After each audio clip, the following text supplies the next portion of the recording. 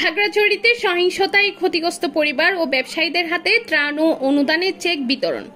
খাগড়াছড়ি প্রতিনিধির পাঠানো রিপোর্টে বিস্তারিত দেখছেন সিএসডি বাংলার ডেস্ক রিপোর্টে।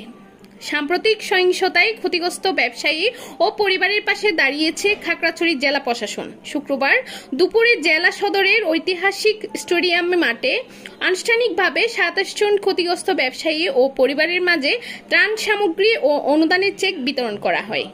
অনুষ্ঠানে প্রধান অতিথি হিসেবে উপস্থিত থেকে ত্রাণ ও অনুদানের চেক বিতরণ করেন খাগড়াছড়ি জেলা প্রশাসক এবিএম ইফতেখারুল ইসলাম খন্দকার। তিনি বলেন, সহিংসতায় ক্ষতিগ্রস্ত মানুষের পাশে প্রশাসন সবসময় আছে। আপনাদের ক্ষতি পুরোপুরি পুষিয়ে দেওয়া না গেলেও এই অনুদানের মাধ্যমে কিছুটা হলেও ঘুরে দাঁড়ানোর সাহস যোগাবে।